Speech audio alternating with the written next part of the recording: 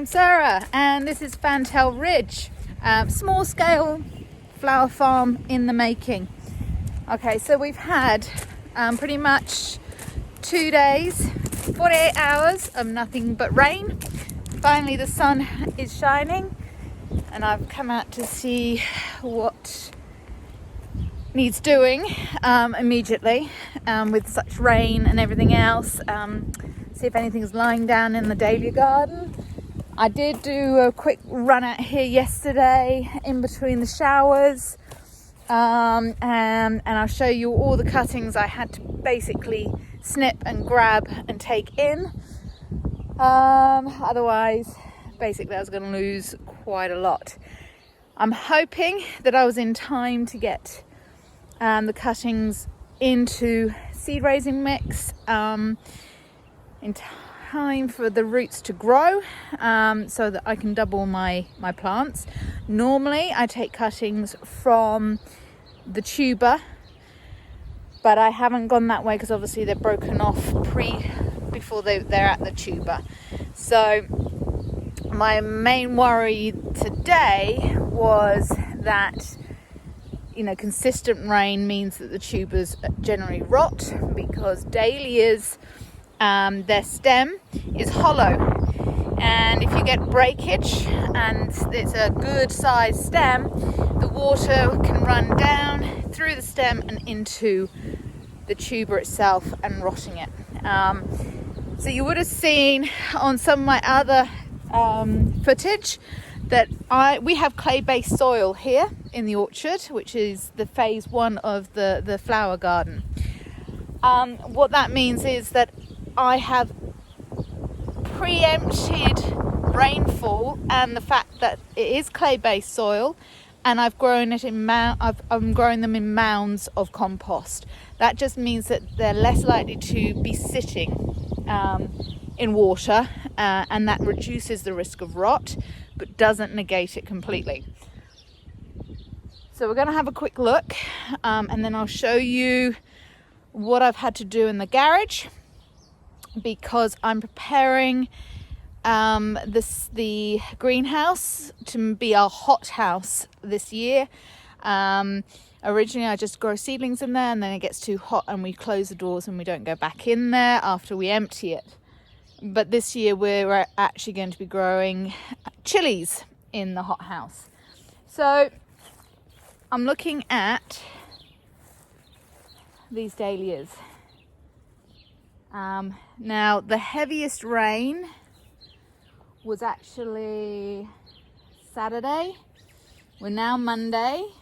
Yesterday wasn't so torrential. There was just a lot of it. And so I was a little bit concerned. Now there's a few things that have fallen over. So yeah, you can see now this white stuff, I actually made a big error. I was getting overrun with earwigs, and I did a little bit of research, and it said you could use petroleum jelly, and I would not recommend it, because I use petroleum jelly and I've only used it once, and the majority of the ones that I did use petroleum jelly on, they've actually rotted when it's rained, and this is what's basically happened. I'm hoping it's early enough in the season where the tuber will recover and sprout new leafage, and I've been taking the ones that are basically not viable, cutting off where the petroleum jelly was sitting and planting them to try and grow them new plants and new tubers.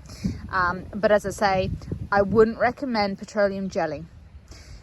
Peppermint essential oil in water has actually been the biggest success with keeping earwigs at bay. I haven't entirely managed it. There are still some little attacks going on, but earwigs have a really acute sense of smell and they do not like peppermint. However, a word of caution, because peppermint essential oil is actually toxic to cats. So if you have cats, as we do, you've got to be really mindful about where you spray.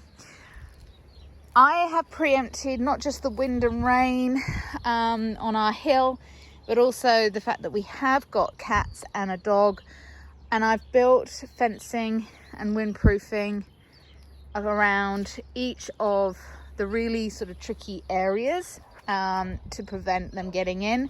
So I'm quite comfortable with spraying in here because I know that the cats won't be in here at all.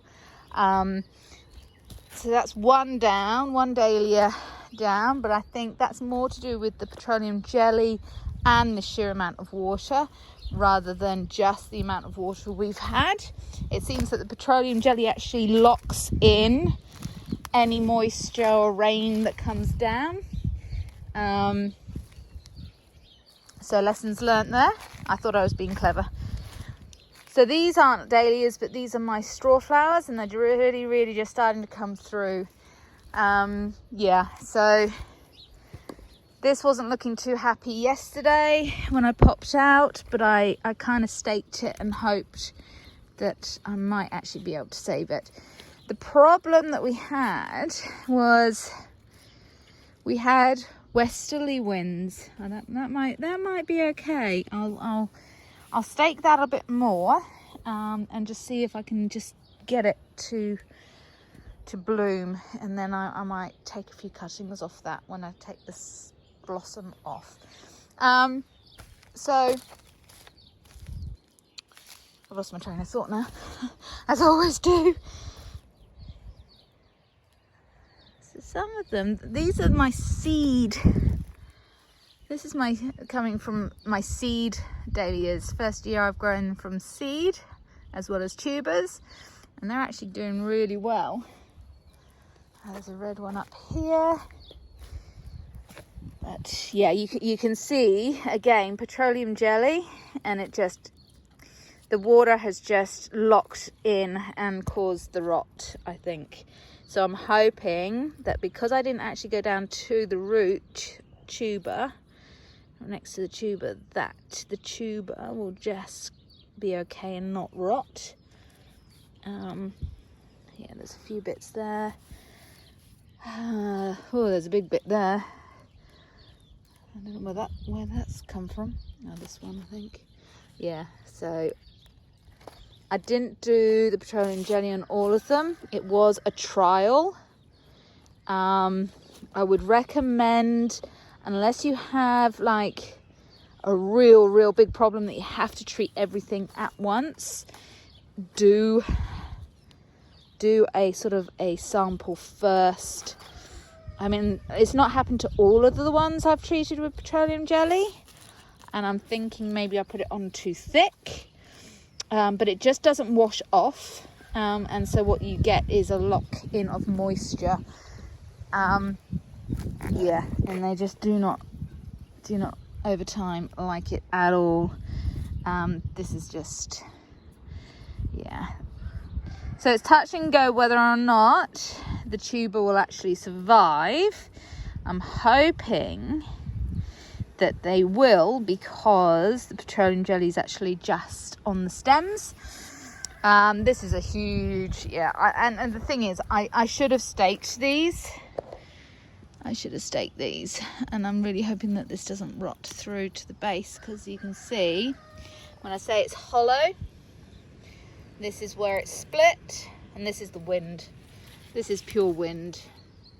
And again, petroleum jelly hasn't helped either.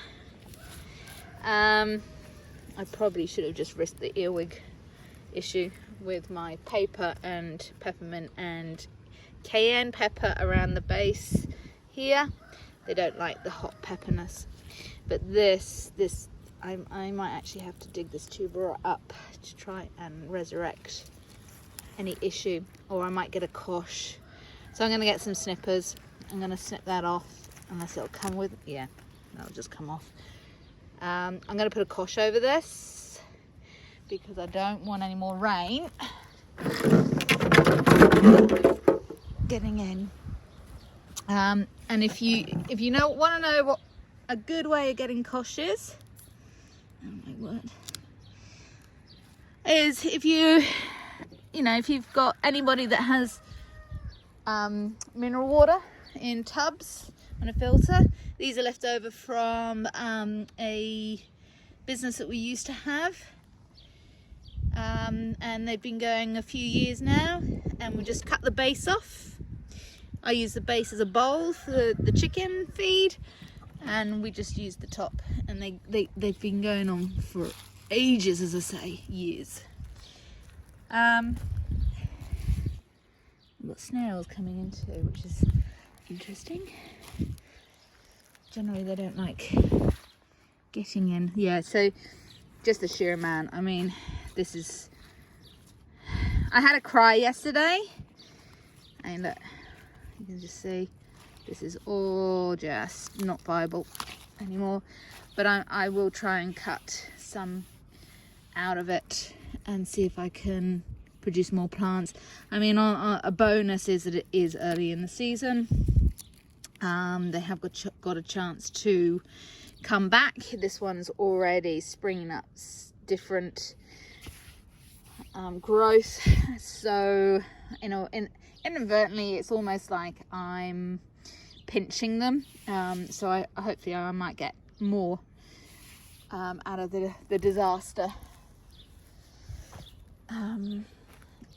It's a lot of gardening's trial and error. Just, you know, it is trial and error. You win some, you lose some, and then you learn better the next time round.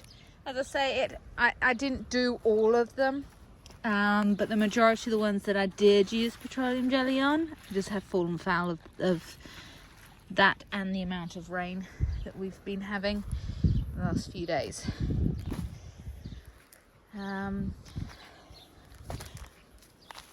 But I'm happy that my cassoulet ones from cuttings that I took earlier actually doing really well, and there's just there on the flip side, and I did do petroleum jelly on those, so I'm hoping that the sound comes through on this.